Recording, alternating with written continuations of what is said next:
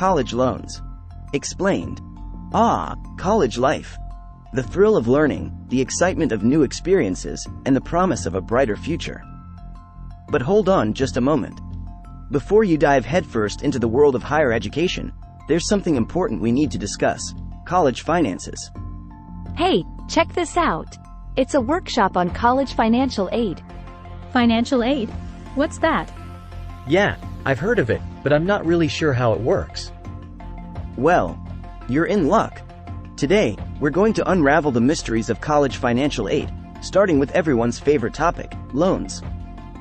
Welcome everyone to our workshop on college financial aid. Today, we're going to talk about the different types of loans available to help you pay for college. Now, who can tell me what a loan is? Isn't it when you borrow money and have to pay it back later? Exactly. A loan is a sum of money that you borrow with the promise to repay it, usually with interest. And when it comes to college, there are two main types of loans: federal loans and private loans. Let's start with federal loans. When ready to apply for student loans, students and prospective borrowers must first complete the FAFSA form and master promissory note, which acts as a student loan application. They must also complete entrance and exit counseling to make sure they are aware of their rights and responsibilities. Now, here are the types of direct student loans that a student can choose from. The first is a direct subsidized student loan. The government pays the interest on a subsidized loan while the student is enrolled at least half-time and during their 6-month grace period. In order to qualify for a subsidized loan, a student must demonstrate financial need. Wow, that sounds great. So, I wouldn't have to worry about paying interest until after I graduate? That's right. Direct subsidized loans offer a bit of financial relief for students who qualify. But remember, you'll still need to repay the principal amount borrowed. Another type of direct loan is a direct unsubsidized student loan. Students may borrow an unsubsidized loan regardless of their financial need. Monthly installments are postponed while the student is enrolled at least half-time and during the 6-month grace period. However, with an unsubsidized loan, the student is responsible for the interest that accrues on the loan from the date of disbursement.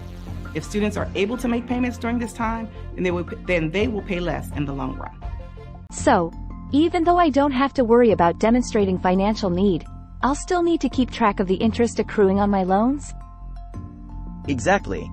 It's important to stay on top of your loan payments to avoid accumulating too much interest over time. Both subsidized and unsubsidized student loans are issued in the student's name only. No income checks, no credit checks are required. These loans come with fixed interest rates and flexible repayment options. Interest rates and origination fees are set July 1st of every year for first-time borrowers. Loan limits are in place based on various student statuses, such as if the student is full-time or half-time, a dependent or independent student, as well as their grade level. For additional details on subsidized and unsubsidized loans, including current interest rates and complete loan amounts, visit studentaid.gov. Now, the next type of student loan is a Direct Plus loan, which can be taken out by graduate and professional students, as well as parents of undergraduate students, which is what I'll be focusing on. The Plus loan, or parent loan for undergraduate students, is a loan that is in the parent's name and requires a lenient credit check in order to be approved. If approved, the parent may borrow up to the cost of attendance minus any other financial aid received by the student. If a parent is denied a Plus loan, they may apply with a credit-worthy cosigner, or the student may borrow additional funds in an unsubsidized loan. Additional details on the Plus loan can also be found at studentaid.gov. Now that we've covered federal loans, let's turn our attention to private loans.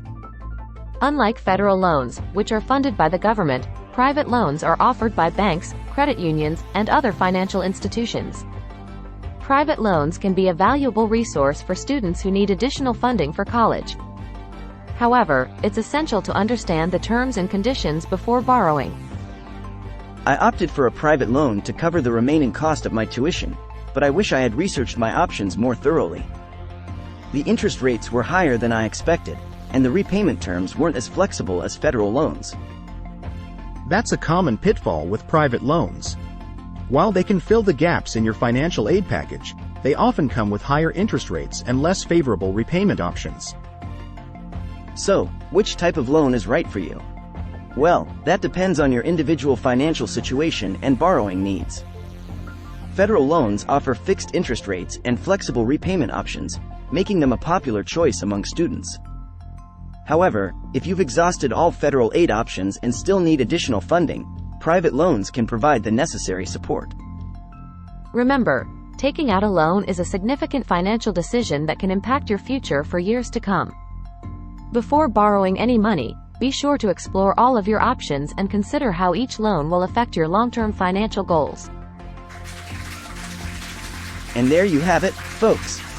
A crash course in college financial aid loans.